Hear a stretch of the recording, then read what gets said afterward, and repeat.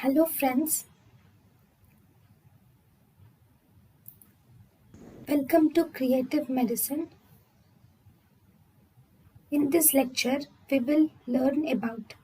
Hello friends, let us now learn some important points about astringents. What does astringents do?